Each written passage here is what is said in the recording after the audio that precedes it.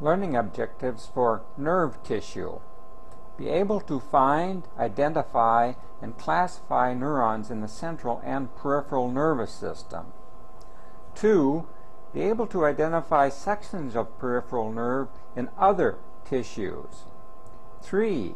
Be able to identify and locate encapsulated sensory nerve endings as well as motor end plates.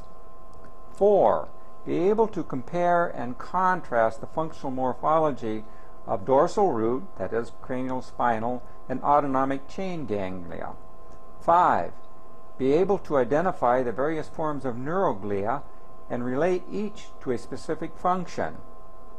And finally, 6. Be able to differentiate between a section of spinal cord, cerebellar cortex, and cerebral cortex. Be able to identify the major subcomponents of each.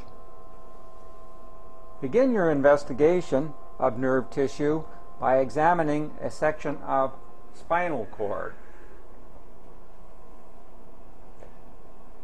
On the screen, as illustrated by this particular field of view, is a portion of the spinal cord as seen at low magnification. The outer darker staining portion, as illustrated by the arrow, is the white matter, tracts running up and down the spinal cord. So this consists of various nerve processes and neuroglia of various types. The lighter staining area, as now indicated by the arrow, is an illustration of the gray matter. And it's this matter that contains this region that contains the cell bodies or pericardia, soma, however you want to classify them or term them, of the nerve cell themselves. So each one of these items or structures, as indicated by the arrow, is a perikaryon of an individual nerve cell. These would be classified as multipolar type of neurons, as they have several dendrites and a single axon associated with each. Examine a field of these particular neurons at increased magnification for the cytological details that can be seen.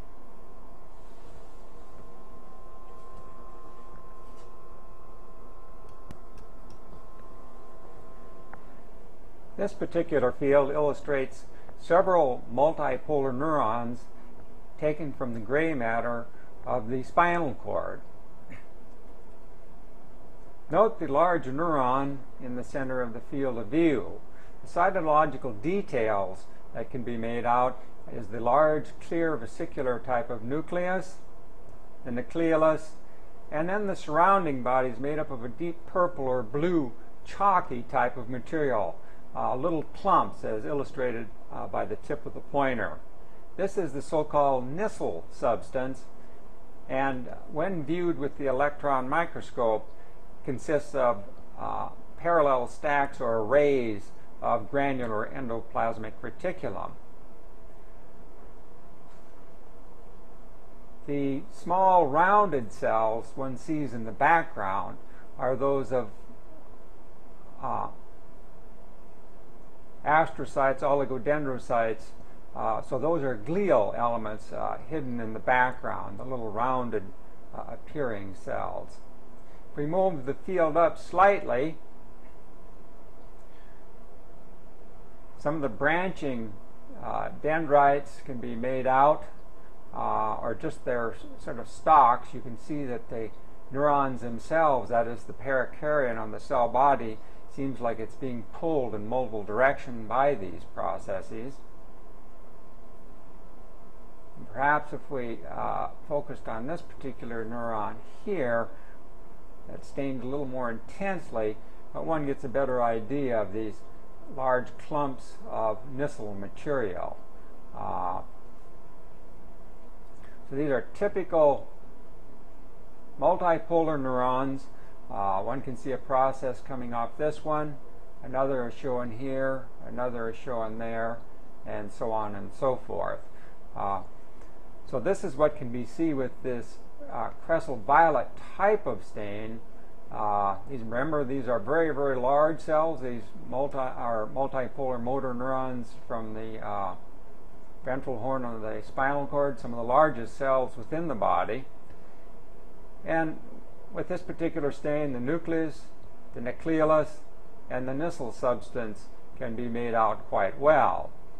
Now, if time were spent to find a process, the stem of which, or the beginning of which, lacked this Nissl substance and sort of bulged out a little one, this would be representative of a region called the axon hillock. When this type of a region is found, one can assume that that is the beginning of where the axon will take its origin from, this particular, or that neuron region, that is the cell body. In this particular field, the axon hillock and the axon itself cannot be identified, though an attempt should be made to find and identify an axon hillock when examining a section of spinal cord and looking at these particular neurons for their cytological details.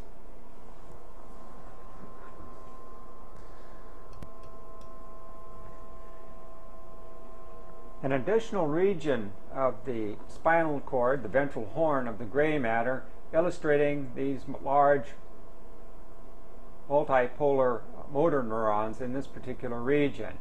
This is the pyridine silver type of stain, and it's used to illustrate the various processes coming off. So they're much more easily visualized than on the previous preparation. So this is a field of 4 very large multipolar neurons, these motor neurons, and one can more easily see the elaborate branching dendritic tree of these particular neurons. Also in the background, one can visualize the sort of lighter staining nucleus and the more intense nucleolus in the center of the nucleoplasm. So these once again are these large multipolar neurons as seen with the pyridine silver stain to illustrate perhaps a little bit better the large branching processes of these particular neurons.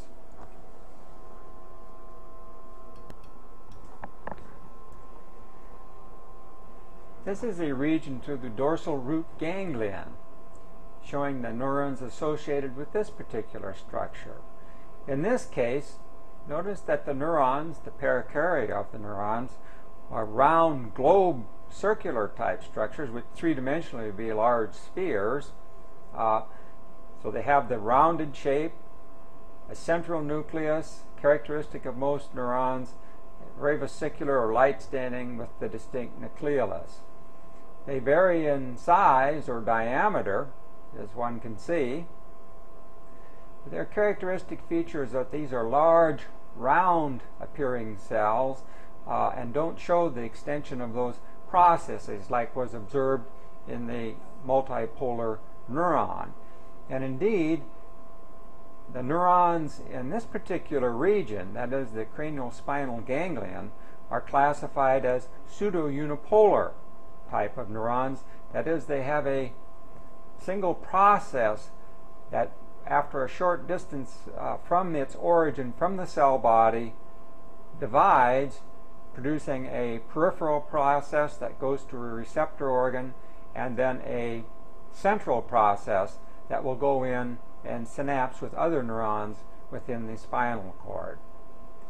The satellite cells cannot be made out, but with this silver preparation one can visualize the outer lying capsule, a second layer of material surrounding and isolating these particular neurons.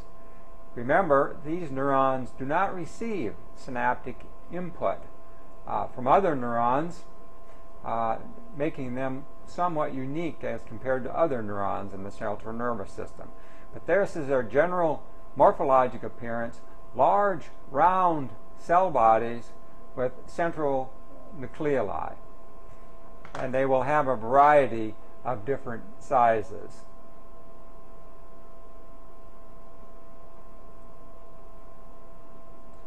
examine some of these at increased magnification for the origin of the single process or that dendroxon prior to its subdividing into a peripheral and a central process.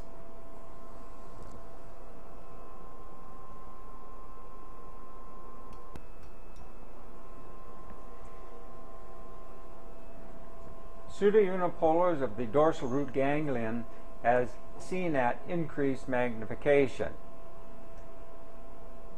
Note the cells in the center of the field exhibit that round basketball or spherical type shape. And notice on these particular neurons at this level of section, one can see a little projection coming off these individual neurons. This is that beginning single process of these neurons. Another is shown here, as indicated by the arrow. Another is coming off here and going off the field of view. And this is an oblique or tangential section through this particular neuron, but one can make out the process leaving here prior to it splitting into a central and peripheral process. Also seen is that dark fibrillar nature of the surrounding second capsule encapsulating these particular neurons.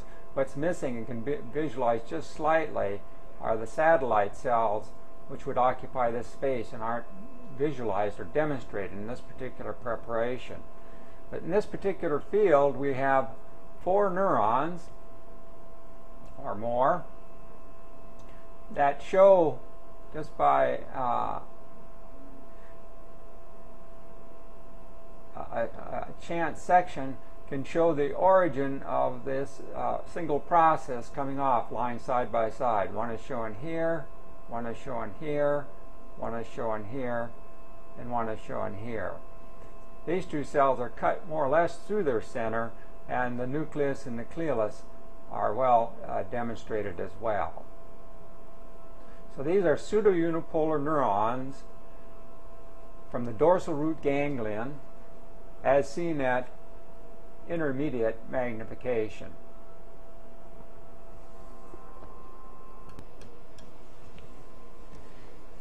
This field represents another dorsal root ganglion seen at increased magnification.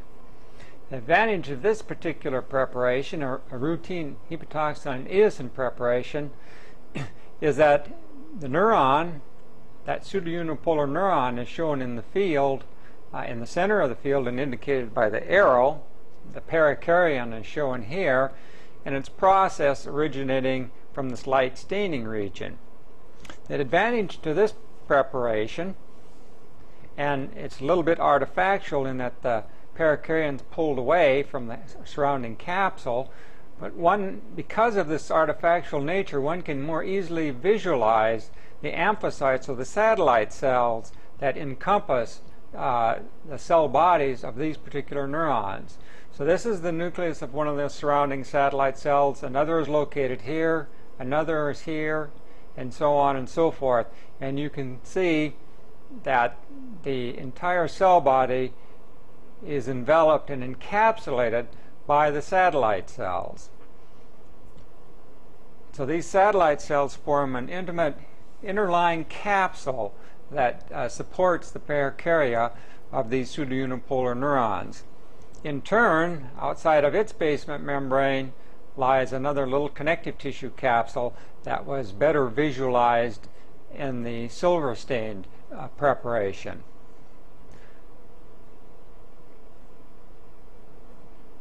Of course, down just a little bit further,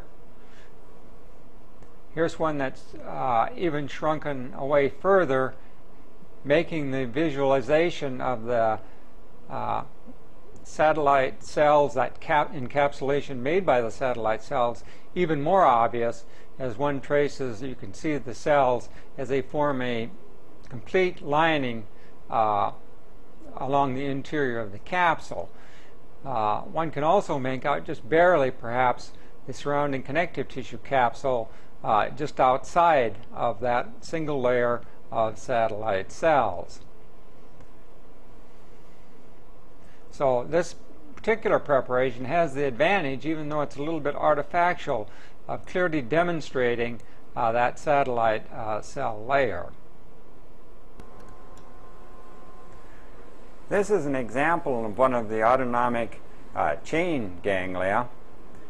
The important thing to remember about this collection of neurons in the autonomic nervous system, unlike the dorsal root or cranial spinal type of ganglia, is that these are multipolar neurons. This is difficult to perceive on this particular section, but one can see processes and note the irregular shape of the pericardia. So individual stems or the beginnings of nerve processes can be visualized with very careful observation. Another clue that can be used is look at the irregularity in the shapes of some of these cells, suggesting that they are indeed multipolar neurons. Some of the more subtle characteristics that can be utilized is that the greater percentage of the nuclei in these particular pericardia have an eccentric position. That is, they're off-center from the cell in comparison to the dorsal root type of ganglia, which are these large, round, basketball-looking shaped pericardia with a central nucleus and nucleolus. So this is just a rather poor example of autonomic chain ganglia. The key feature is that they are multipolar neurons. They're in a chain being influenced by other neurons as compared to, once again, to the pseudounipolar neuron of the dorsal root ganglia. It's a pity we don't have a silver preparation to show you so you can actually see the multiple processes extending from these pericardia. But nonetheless, this is a typical appearing autonomic chain or sympathetic chain ganglion as seen with a routine preparation.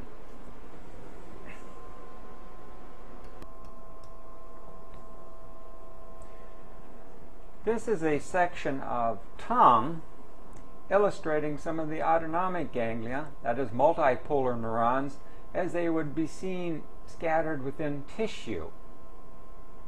In the field of view, we can see in the background a collagenous background of a realer type of connective tissue, some glandular material as indicated by the arrow, an epithelial type of tissue, then a little portion of a nerve coming in this direction, and one can see there's a gap here filled with cytoplasm, which is a grazing section through these huge cells of the neurons.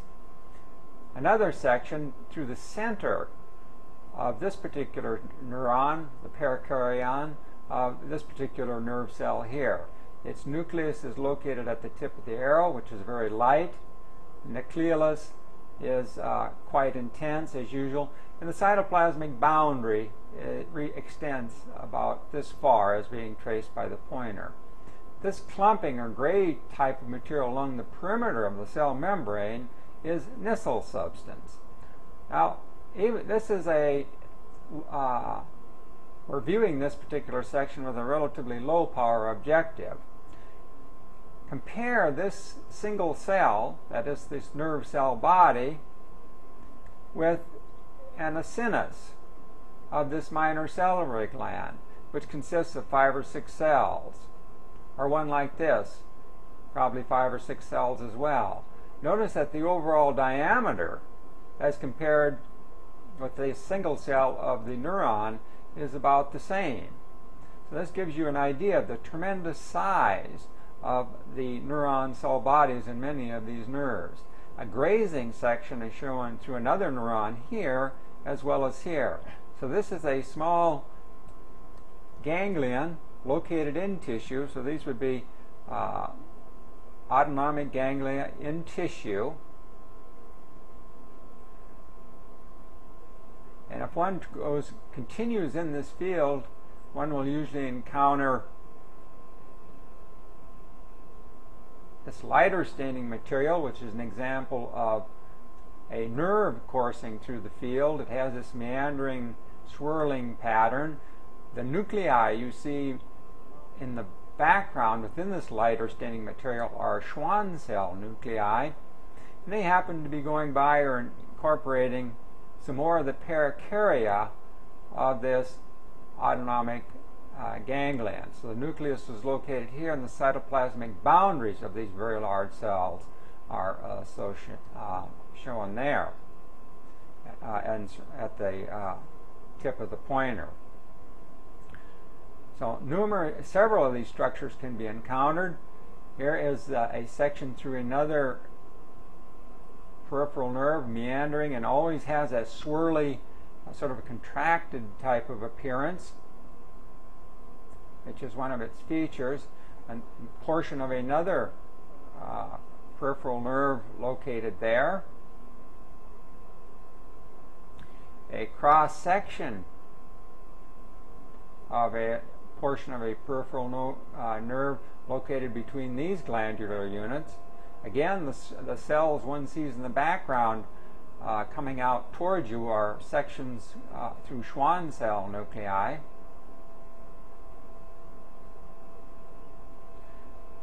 Some more peripheral nerve. And then by chance, another section through the nerve cell bodies, these pericardia of these postganglionic parasympathetic nerve cells. Find some of these neurons and examine them at increased magnification.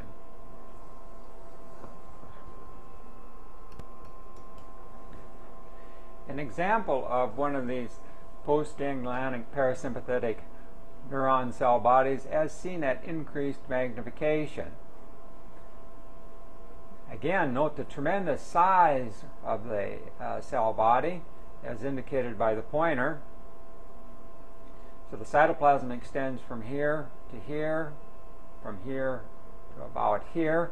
The nucleus is shown in this eccentric position with a very distinct nucleolus, and indeed Nissl substance can be made out at the periphery of this particular nerve cell. It looks like a little process extending in this particular direction. This bubbly type of material are cross-sections of unmyelinated nerves that are coming into synapse, perhaps, on the cell body and its dendritic tree. Little portions of some other nerve is shown here.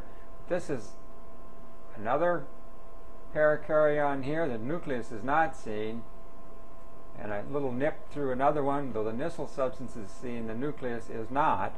And these are supporting perhaps even satellite cells associated with this particular neuron.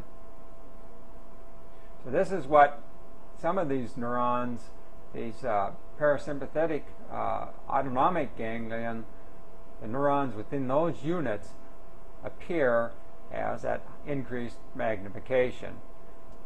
Their identification is fairly easy because of the very large nature of many of these nerve cells in peripheral tissue.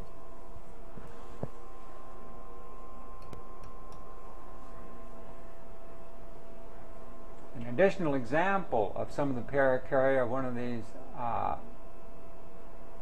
autonomic ganglia, again easily recognized by their extraordinarily large size. One is shown here, the nucleus lying in this location.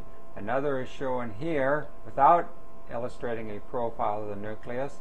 Another is shown here. Again, the nucleus has been missed.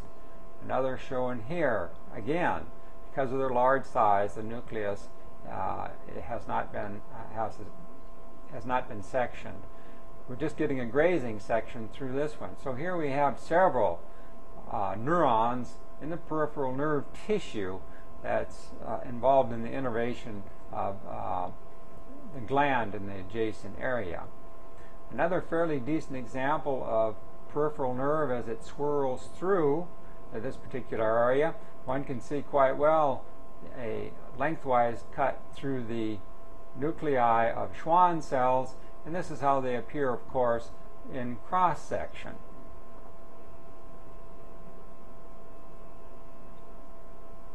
This type of material swirling in the background which extends from here to here, is peripheral nerve.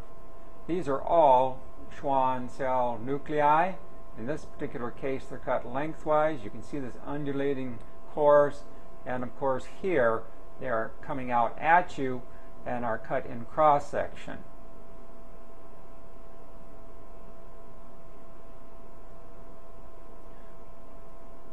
Here we get another fairly decent example comparing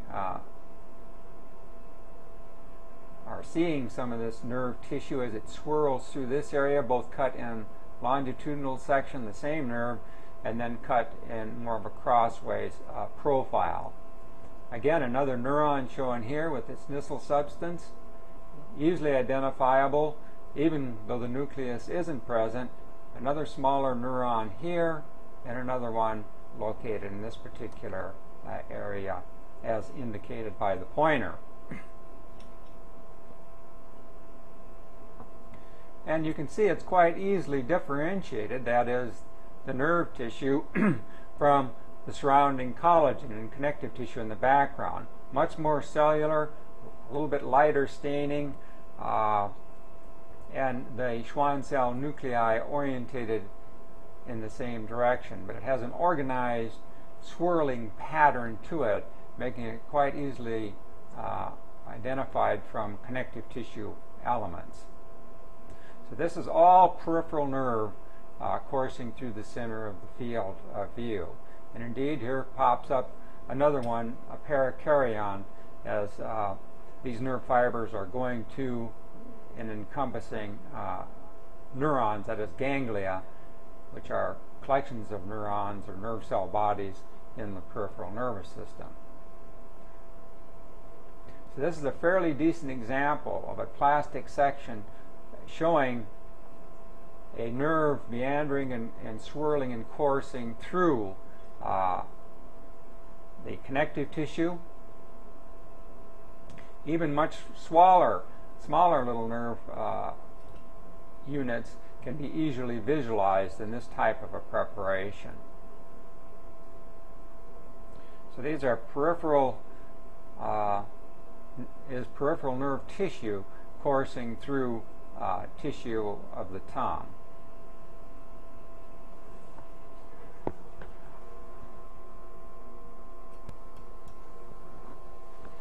An additional example of one of the postganglionic parasympathetic neurons as seen in peripheral tissue. In this particular case, almost appears to be isolated, but it's easily recognized by that so-called fried egg or owl's eye appearance, with a very distinct nucleus and nucleolus visible, and this huge volume of cytoplasm associated with the parakaryon or the cell body, as well as the Nissl substance at the perimeter of the cell near its cell membrane.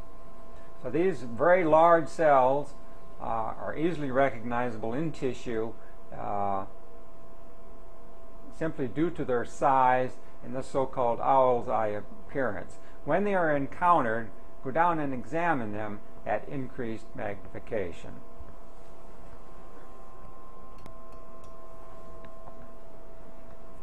The next place to look for nerve cells or neurons in tissue is somewhere along the gastrointestinal tract. Examine the connective tissue seam between the outer longitudinal and inner circular layer of smooth muscle of the gut wall. That connective tissue seam is being illustrated by the pointer, and on one side you can see that the smooth muscle is cut crossways. Here it is cut along its long axis. So this little seam, as indicated by the arrow, is where a plexus of neurons referred to as the myenteric or Auerbach's plexus is located, and it controls the motor activity of the muscle wall along the gastrointestinal tract. Course along this particular seam and examine it in detail. One should be able to find several of the postganglionic parasympathetic neurons, their nerve cell bodies, at this particular location. They look slightly different because they're stretched and pulled than we saw in the section of the tongue. An illustration of one of these neurons can be seen even with this scanning objective simply by its fairly large size, its large nucleus and nucleolus, that so-called owl's eye impression. When these are encountered, examine them at increased magnification. As an example of other neurons located in peripheral tissue or in ganglia.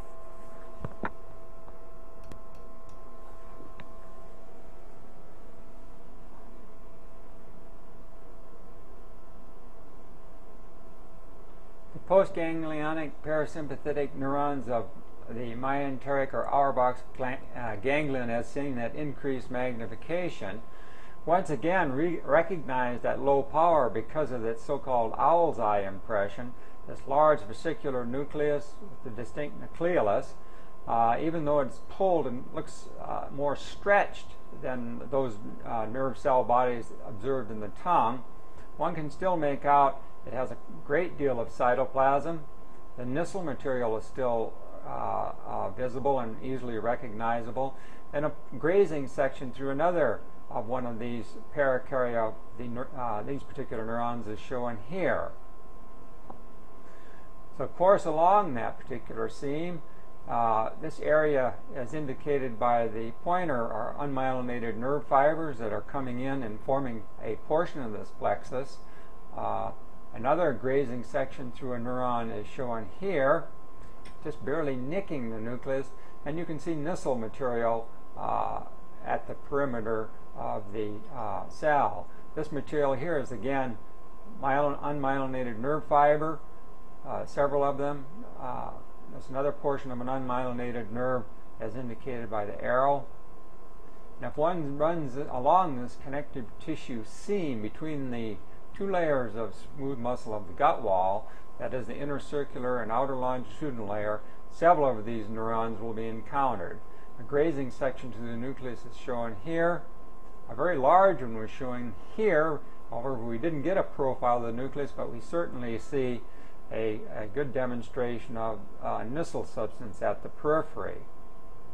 Another neuron is shown here. The plexus then disappears for a bit and then reappears in this location. And one can see, even though we haven't got a section to the nucleoli, the nucleus, the large vesicular nucleus, is shown here. Another one is here. So this neuron lies in this particular region.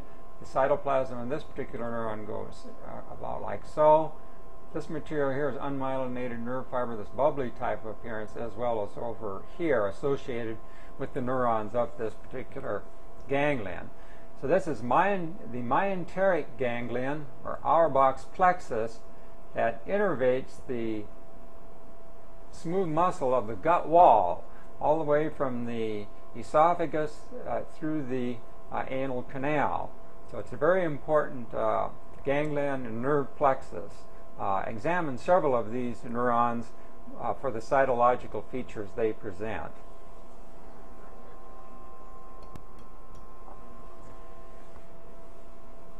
Examine several sections of the gastrointestinal tract for another nerve plexus showing the autonomic ganglion, or the cell bodies of these postganglionic parasympathetic neurons.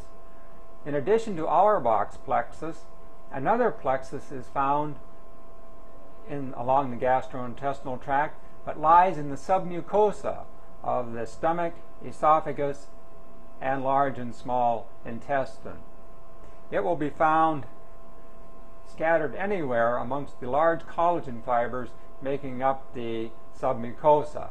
This background material is the collagen fibers, fibroblasts, and what have you of the submucosa. And here in this particular field, we get a section of a very large neuron, which can be seen at this low magnification. It's very vesicular nucleus. Another one is shown here. So So examine segments of the gut, stomach, and intestinal tract for examples of the neurons at this particular location as well.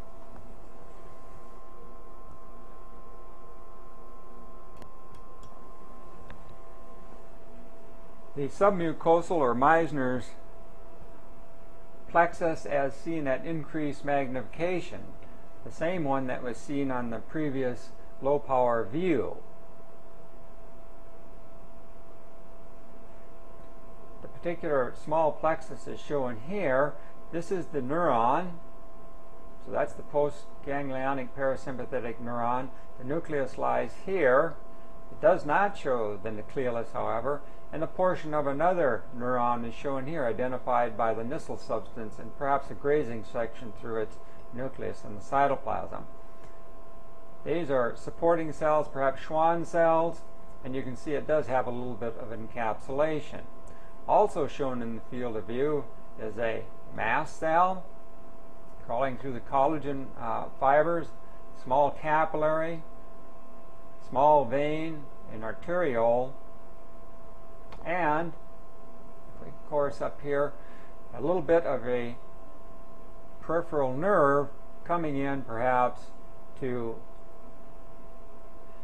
bring fibers to join and synapse and form the Meissner's plexus located at the arrow. So this is another example of neurons in peripheral tissues. In this case, a ganglion, Meissner's ganglion, or the submucosal plexus.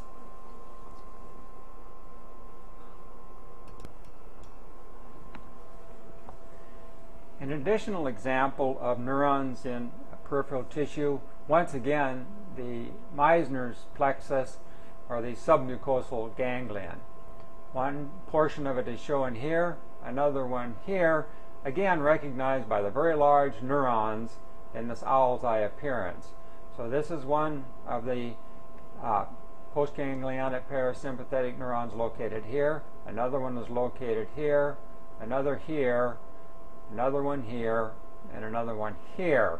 And this background bubbly type of material, sort of vacuolated, is unmyelinated nerve that's obviously coming in and being associated with these nerve cell bodies. Now, if one just traces through the submucosal in many of these regions, looking within that collagen background with fibroblasts and what have you, other structures obviously will be encountered.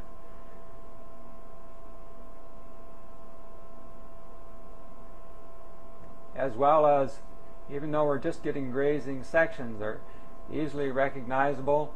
Here's another parasympathetic neuron, another one located here, a little bit of nerve tissue in between the two. That is a peripheral nerve coursing up. So we're running in, we can see just by scanning along several of these neurons. Just to give everyone a feel for what to look for. This very large cell, characterized as a neuron very easily by that owl's eye appearance, very large cell, its perimeter is located about out to here. That vesicular or light staining nucleus and distinct nucleolus make these cells quite easy to find in tissue. An example of another one is shown here, and that bubbly type of material in the background once again is our unmyelinated nerves coming through the field. And finally, here's another one. Even though it doesn't just a grazing section through the nucleolus. So this is a large parasympathetic postganglionic neuron, a little bit of nerve tissue associated with it. You see a field of lymphocytes over here. Once again, see how much larger this particular cell is than most of the other cell types found in the area.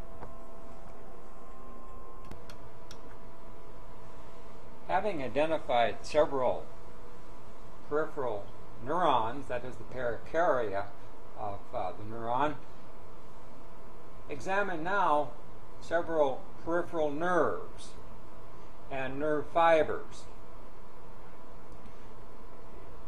In the field of view, one sees an isolated, a portion of an isolated peripheral nerve, showing you the connective tissue coverings associated with a peripheral nerve, such as the radial or ulnar nerve. This type of connective tissue that holds the various fascicles of the nerve together into some type of an organization is known as the epineurium. So the epineurium is this connective tissue with the larger vessels within it that goes around and anchors the fascicles, which are these large structures here, as indicated by the arrow, into an organization known as a nerve.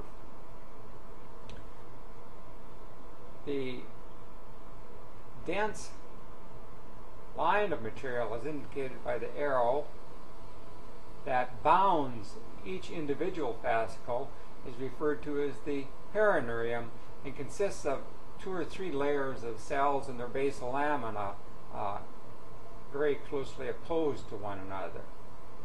The endoneurium is a delicate connective tissue that lies within the interior of these fascicles and surrounds individual nerve fibers. The nerve fiber being defined as the axon or the axis cylinder and its surrounding neurolemmal sheath. So, in some of these isolated peripheral nerve preparations, what can be seen is the epineurium, which binds the large fascicles into a unit known as the peripheral nerve proper, whichever it is, an ulnar nerve or radial nerve, what have you.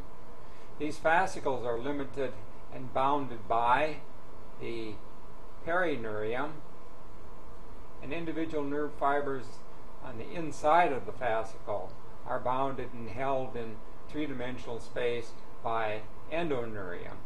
The endoneurium will also contain delicate small capillaries to supply the nutritional needs of these larger peripheral nerves. So examine a fascicle at increased magnification.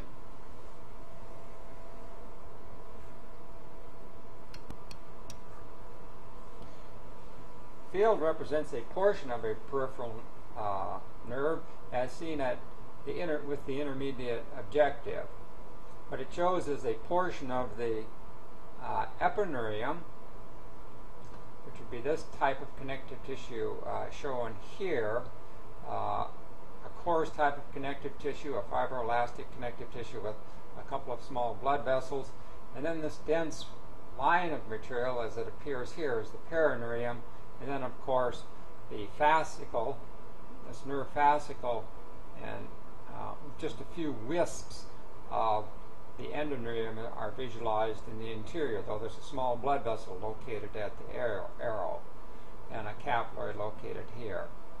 So having made that determination, go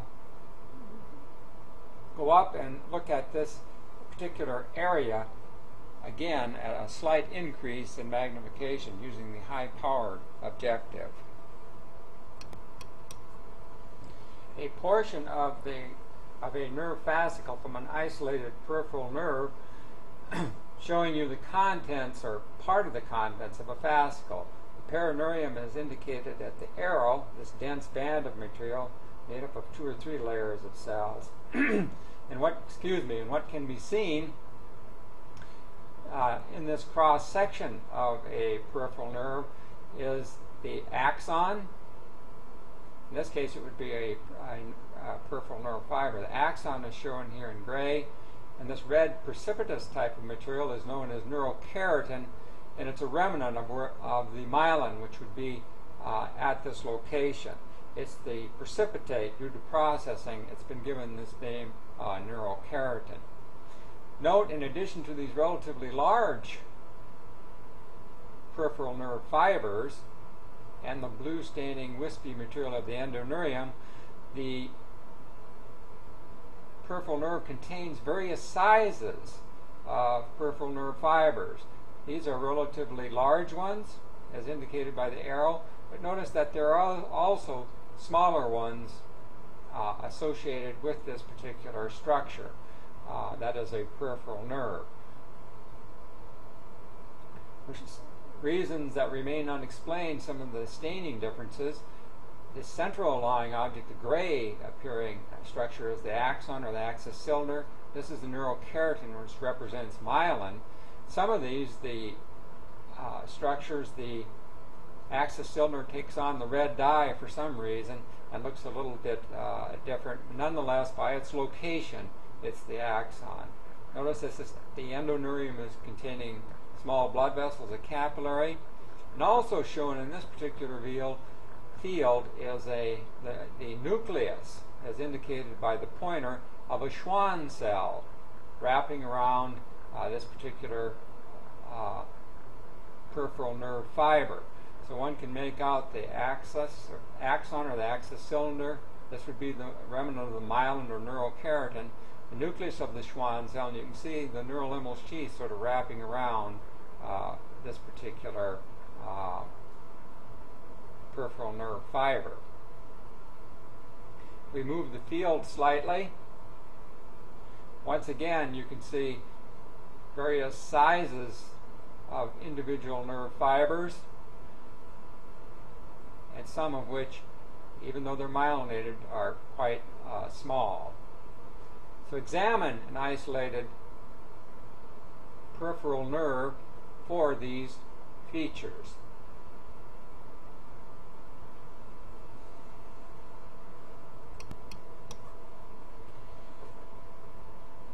This particular field is a peripheral portion of a peripheral nerve, but one stained with osmic acid to stain the myelin.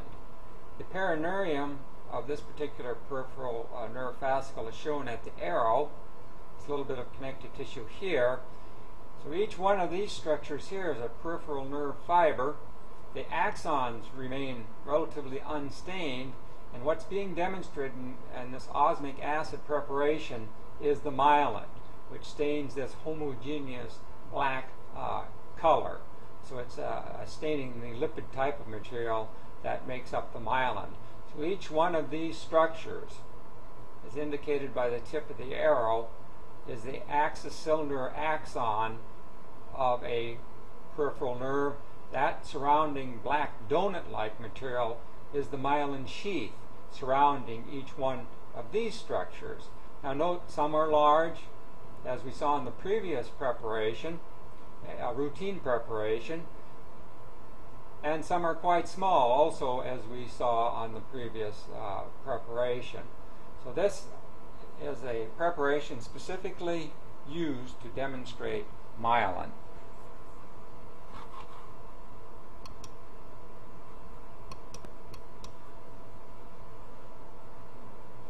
Now, having completed the examination of a cross-section or a transverse section of an isolated peripheral nerve, examine the longitudinal section of a peripheral nerve for the nodes of Ranvier and what similar features could be recognized from the cross-sectional profile. The node of Ranvier is shown here, this little indent, and one can make out the axis cylinder, or the axon, coursing through the interior of this peripheral nerve fiber and crossing here at the node and entering this other internodal segment. So this indentation is a node of Ranvier. Another is shown here, another here, and another here, all within the same field of view. Once again, because this was processed more or less routinely, though the staining is a little bit different, the myelin has been dissolved away, and all that remains is a little bit of this reddish speckled precipitate, this neurokeratin, as we saw in the transverse section. This dense band of material is the perineurium of the fascicle, and then further out, it's epineurium that's going to bind several fascicles together. So the main feature to be observed in these lengthwise, or the longitudinal cut of this particular peripheral nerve are the nodes of Ranvier. Several of these should be examined for their details.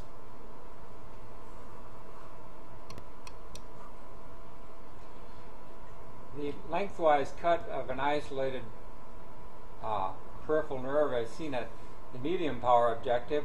Once again, the arrow points to the perineurium that's limiting the fascicle. Some of the nuclei can just begin to be made out, making up this very cellular type of layer. And as one courses to the interior of the fascicle, where the peripheral nerve fibers are located, several of these nodes of Ranvier can be seen at increased magnification. One is shown here at the tip of the arrow with the axon coming through. This red precipitous type of material, once again, is the neurokeratin. The blue wispy fibrous material between individual nerve fibers, of course, would be the endoneurium. So a node of Ranvier here, one is shown here, one is shown here as well, showing the axis cylinder coursing across. Here's another one that's cut more or less through the center of the node of Ranvier, showing that indent of the neurolemma and the axis cylinder axon crossing between internodal segments. A light wispy type of material surrounding each individual nerve fiber, such as shown here, is the endoneurium.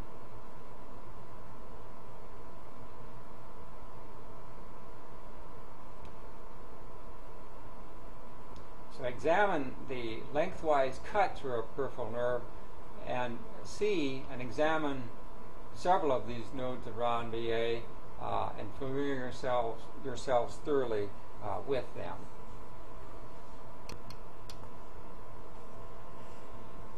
This particular section is an isolated peripheral nerve cut lengthwise, but one which is stained with osmic acid. And excuse me, this isn't a section, it's an isolated nerve that's stained with osmic acid. And what can visualize here at the tip of the arrow, as seen through the high-powered objective, a node of Ranvier. This light line would be the neurolemmal sheath, and the myelin is somehow retracted from it just slightly. The axis cylinder, of course, is coursing across between internodal segments. So this is an isolated nerve preparation stained to demonstrate the myelin sheath using osmic acid. Another node of Ranvier is shown at the arrow. Another one is shown here.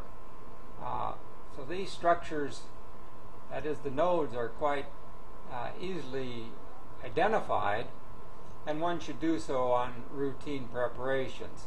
Another much smaller myelinated nerve fiber, peripheral nerve fiber, is shown here at the arrow, and also illustrating a node of Ranvier in this much smaller nerve fiber.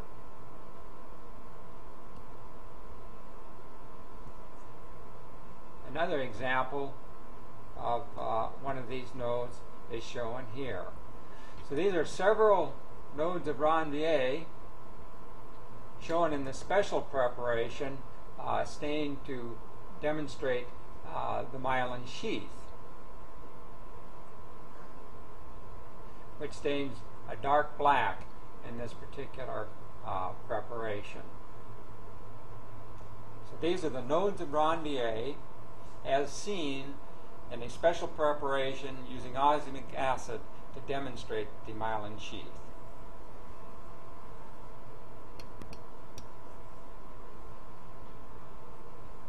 Having examined several of the special preparations or isolated preparations of peripheral nerve, identify peripheral nerves in sections of tissue, which is our ultimate goal.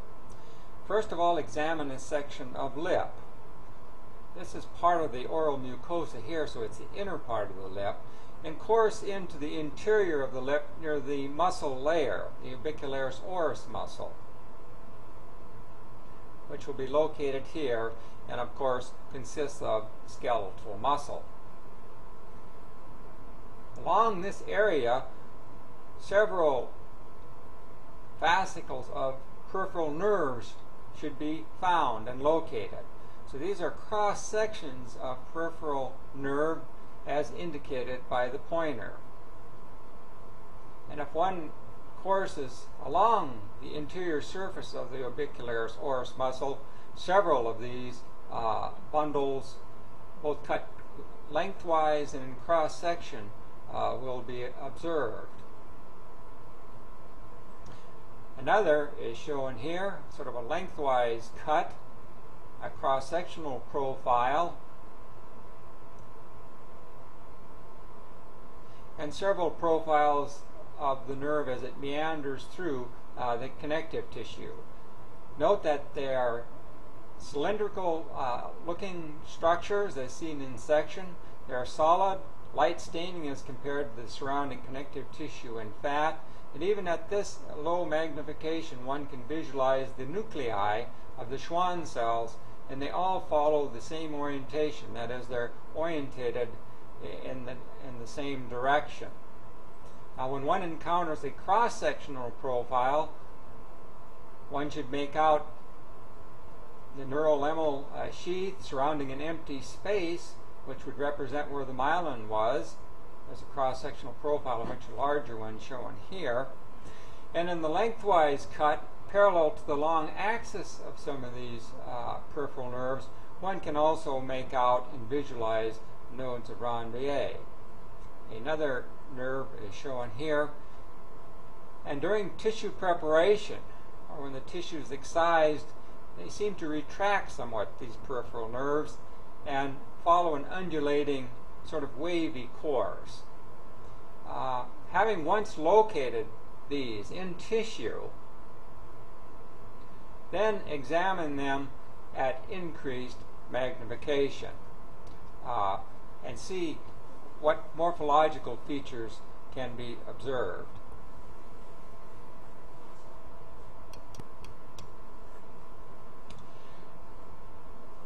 This is a cross-section of a peripheral nerve from the lip section. Though it's fairly thick, it does illustrate the features that you can see. Each one of these dense structures is the axon or the axis cylinder.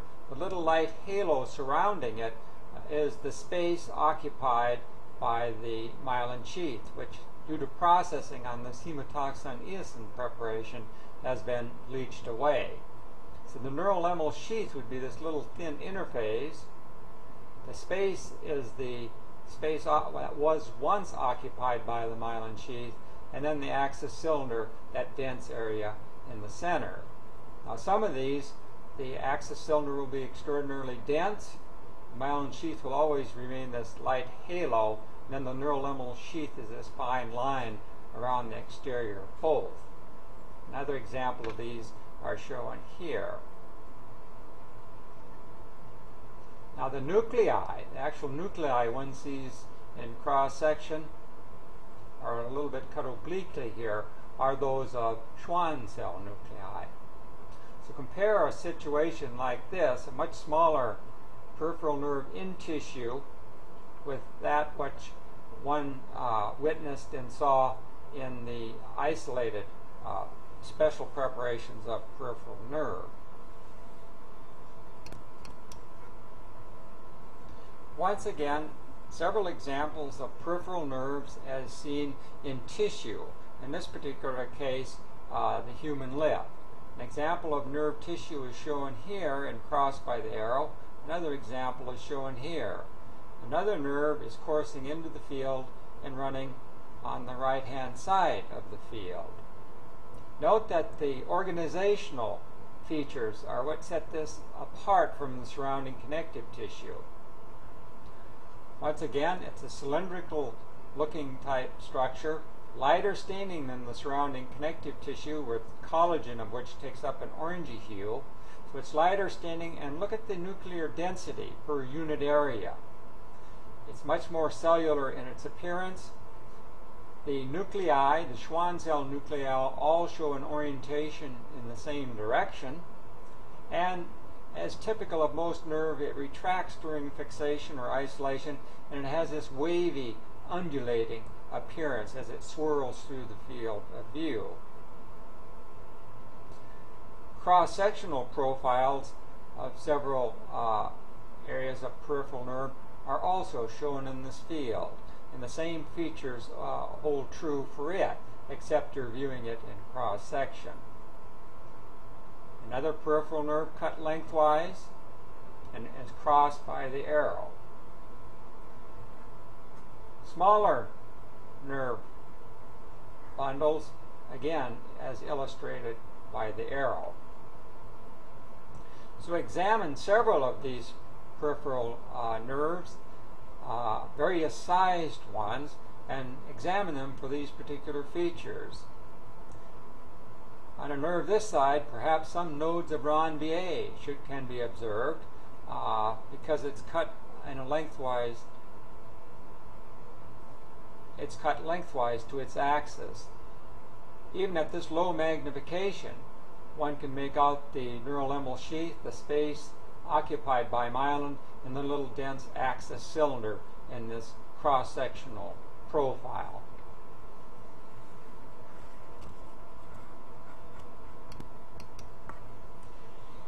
High magnification of the lengthwise cut of the previous peripheral nerve we were examining coursing through the tongue illustrates that exact feature. These nodes of Ranvier can be observed just like the isolated preparation, though a little more care needs to be taken in finding them because it is a smaller nerve. The nuclei in the background and going in the same direction are Schwann cell nuclei. So this is another illustration of a node of Ranvier in the peripheral nerve of a nerve coursing within the tissue. Another excellent tissue in which to examine peripheral nerve coursing within it is the tongue. This well-innervated structure shows another peripheral nerve coursing and passing through the field. Adjacent to it, of course, is another. One can make out the lighter staining axis cylinder or axon, and the light gray material is myelin, lightly myelinated nerve fibers within this particular illustration. So this is a nerve coursing and undulating its way through, cut in various profiles. The Schwann cell nuclei are quite evident and give this tissue its great cellularity or its cellular appearance. So this is another excellent place to see it. This is a plastic section of material. The former one on the lip was paraffin, so much greater detail can be made out on the section, on these plastic types of preparations.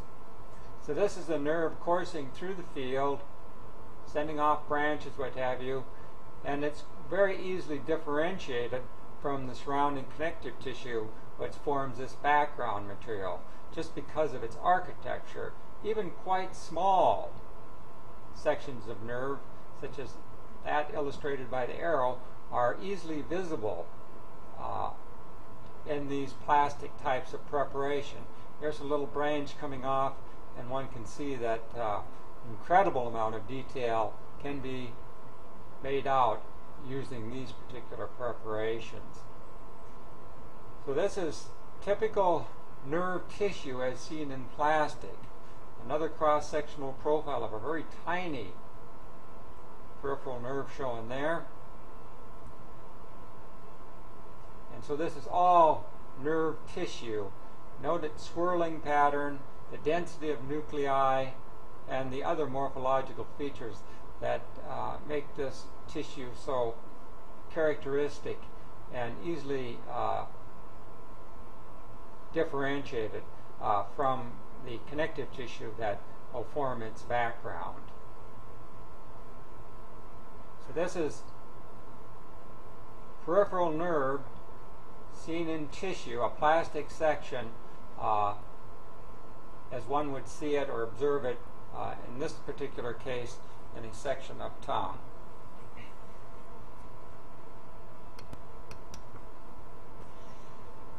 Having completed an identification and a study of peripheral nerve in tissue and nerve cells in tissue, an attempt should be made to identify some of the peripheral nerve endings. Review Meissner's corpuscle, a sensory nerve ending found within the dermal papillae, primarily of thick skin. One of these encapsulated end organs is shown here, up in that dermal papillae. Another is shown here.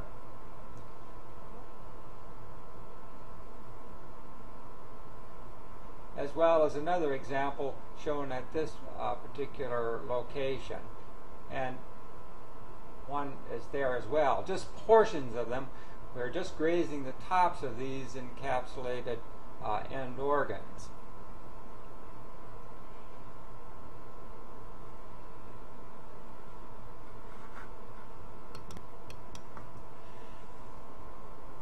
Meissner's corpuscle as seen at increased magnification. Meissner's corpuscle is this particular structure located here. Recall that what we're viewing mainly is the encapsulation, and the nerve fiber that comes up the dendrite, the sensitive portion, is invisible. It's located within the interior of this encapsulation.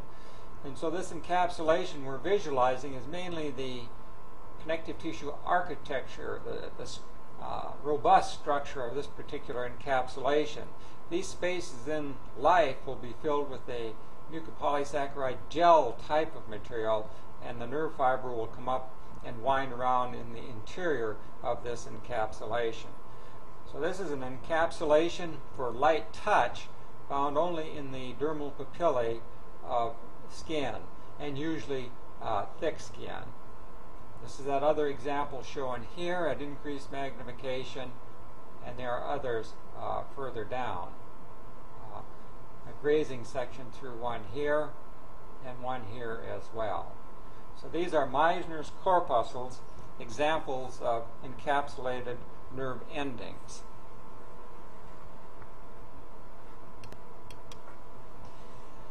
Another of the encapsulated nerve endings, known as a Pacinian corpuscle. The encapsulated end organ lies about here, as traced by the pointer. It shows several layers of the encapsulation, and the nerve fiber is approximately right here. Like Meissner's corpuscle, the Pacinian corpuscle has a jelly type of material in between the connective tissue and cellular wraps making up the encapsulation. So this is a receptor for deep touch, and an example of one of the encapsulated end organs, the Pacinian corpuscle. This particular structure is an isolated, dissected free Pacinian corpuscle. So we're seeing the entire structure, which is about the size of a match head, dissected out and looked at under the microscope in a whole mount preparation. The nerve and its surrounding tissue is coming up like so, then courses into the interior of this Pacinian corpuscle. So we're looking through this vast encapsulation from either side. One can see that it's an oval-shaped structure, and the one we previously looked at was cut crossways in the direction of the arrow. That gives you that onion-like appearance. So this is an isolated Pacinian corpuscle preparation, a whole mount preparation to demonstrate this encapsulated nerve end organ. An additional example of a nerve ending is the motor end plate. In the field of view, one can see isolated skeletal muscle cells, these giant cylindrical multinucleated cells. The peripheral nerve is coursing diagonally across the field of view, and extending from it individual motor end plates, little nerve processes, and the motor end plate terminating on these individual isolated skeletal muscle cells. So as we did previously, trace this special preparation down to near its termination, and emanating from the peripheral nerve, one can make out several additional motor end plates innervating this bundle of skeletal muscle. And finally, as we near its termination here in 1, 2, 3, perhaps 4 motor end plates at this distal end. So coursing back along its length, one can see in this special preparation numerous little twigs coming out and terminating in the motor end plate to give innervation to these skeletal muscle cells or fibers. So this is another example of sort of the terminal points. In this case, a terminal point, the previous encapsulated end organs were the dendrites, the beginning points to take sensation into the nervous system. This is taking it out to give an effect, that is, the contraction of skeletal muscle. So this is a special preparation illustrating motor end plates. Having completed an examination of the peripheral nervous system, examine the cerebral and cerebellar cortices and compare them to the spinal cord, which was examined previously. In the case of the cerebellar cortex, the gray matter is located on the exterior surface and is shown in these 3 distinct layers. The arrow is crossing a layer known as the molecular layer.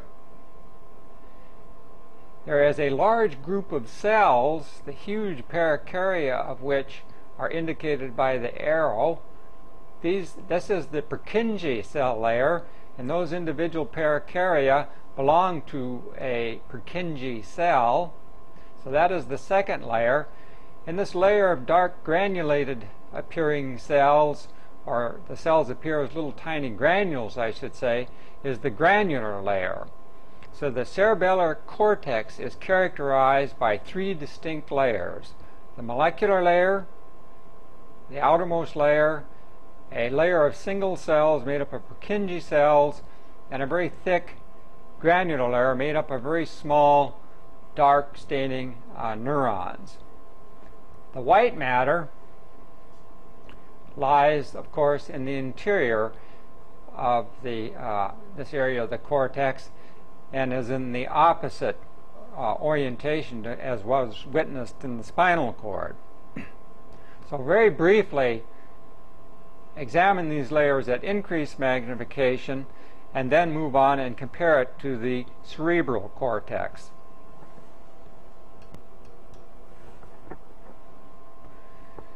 Once again, this is the cerebellar cortex. This thick nondescript layer is the molecular layer. The second layer, showing these parakarya with the distinct nucleus and nuclei, are those of the Purkinje cell. So they form the Purkinje cell layer, a single cell in thickness. And this thick layer made up of lymphocyte-looking cells these are actually neurons, granule cells making up this thick granular layer.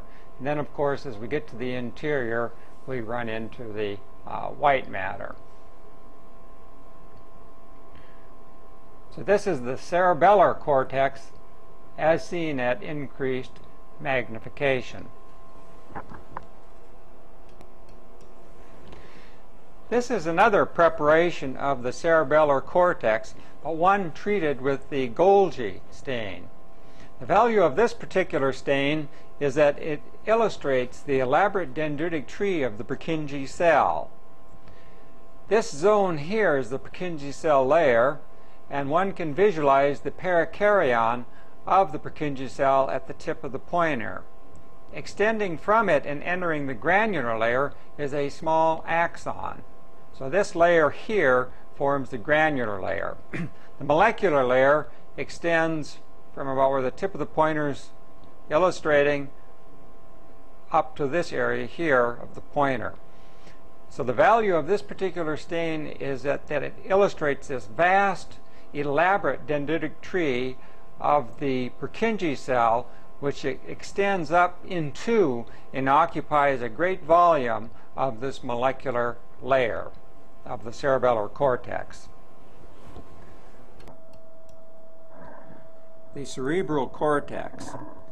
In all but a few of the areas of the cerebral cortex, that is the neocortex, the cerebral cortex presents a laminated appearance and consists of 6 poorly defined layers.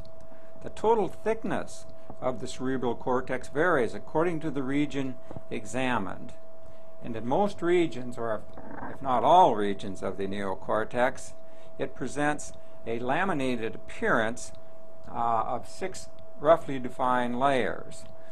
These are the molecular layer, the external granular layer, the external pyramidal layer, the internal granular layer, the internal pyramidal layer, and a layer known as the multiform layer next to the white matter. Shown in this particular illustration is the total depth of the cerebral cortex taken from the precentral gyrus of the frontal lobe. The pia is where the arrow is now indicating, and the cortex extends all the way down to this corner, staining a light blue, which is the myelin on the internal region of the cerebral cortex. Now, very large pyramidal-shaped neurons called Bet cells are present in the internal pyramidal layer, that is layer number 5, as indicated here, of this precentral gyrus of the frontal lobe. So these extraordinarily large neurons, whose apical dendrite can extend up to 100 microns, are shown here. And the apical dendrite from these large pyramidal neurons will extend towards the external surface of the cortex.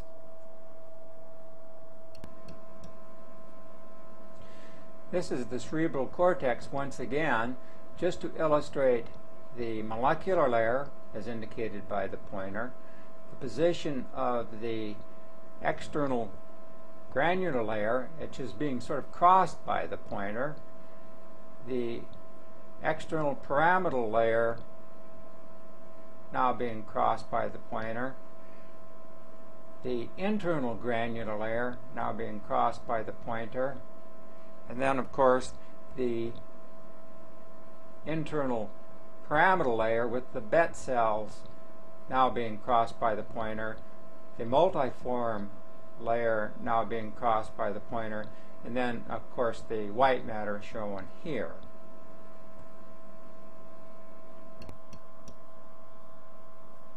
Now if we re-examine this cerebral cortex at increased magnification and retrace the stratification layers, this would be the pia in this particular area.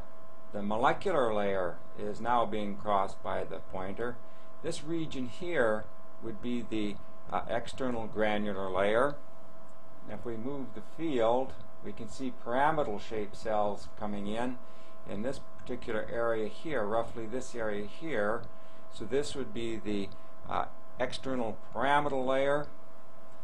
Then we're starting to get into the internal granular layer, as one can see, roughly this area in this locale. Finally approaching the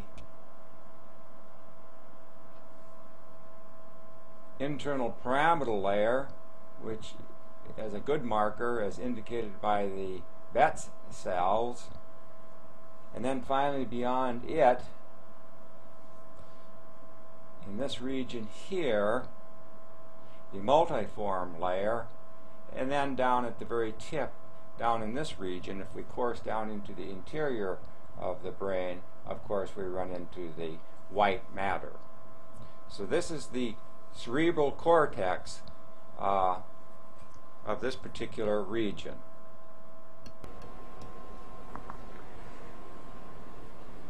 This is a special preparation showing fibrous astrocytes, one of the glial forms. Each one of these spidery looking cells in this particular preparation, scattered within the field, are demonstrations of that glial element known as a fibrous astrocyte. So you can see they're equidistant almost from one another. Their process touch, they surround and envelop the fibers and neurons if they're in the gray matter. So all of these dark spidery looking cells are these fibrous astrocytes in this particular case because they are in white matter. Note this one, it sends a process to the small capillary, also shown in the field of view. And remember that they too are thought to contribute, along with the endothelium and the basement membrane, to this blood-brain barrier, that outer sleeve of astrocytes completely enveloping these capillaries of the central nervous system. So all of these cells, these spidery-looking types of cells, are examples of these fibrous astrocytes. Another field is also shown here.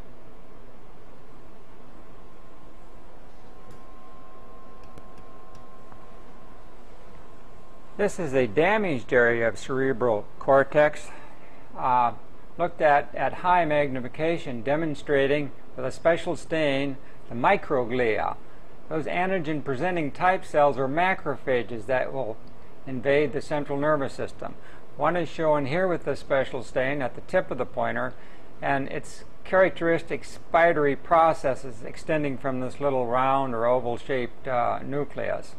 Perhaps a better example is shown here at the tip of the pointer, that being the cell body. And if I remove the pointer from the field over a little bit, one can see these spidery types of processes as one focuses in and out of the field, characterizing the cell as one of the dendritic cells or antigen-presenting cells. This is a classic example of what the early authors talked about when they talked about or had written about these classic dendritic cells, which we know to be a major category of antigen-presenting cells, a form of macrophage. There's a couple more examples. These are fairly thick sections, so one has to focus in and down to get the nucleus as well as these spidery little processes. So this is here, this one shown at this location is a fairly good example of, when stained appropriately, what one of the microglia appears as.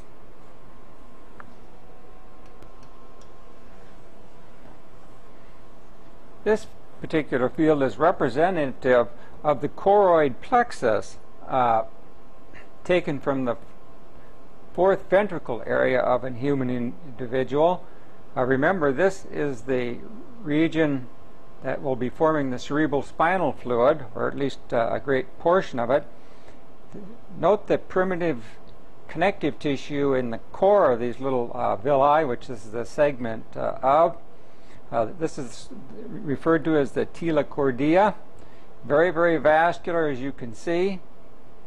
Several vessels, small arteries, and numerous other vascular channels within it. And this vascular connective tissue, this telocordia, sort of an extension of the pia, and this area is covered by an epithelial layer, sort of a cuboidal to columnar type, and those two elements constitute what is known as the choroid plexus, fairly prominent in both the third and the fourth ventricle areas in man. So this is an extension. You see several of these little villus-like folds. They're internal connective tissue, this modification of the pia, this very vascular area called the helichordia in the outer covering of the epithelium, forming this choroid plexus. So this is an example of the choroid plexus. That region within the ventricle, in this particular case the fourth ventricle, that's involved in the formation of cerebral spinal fluid.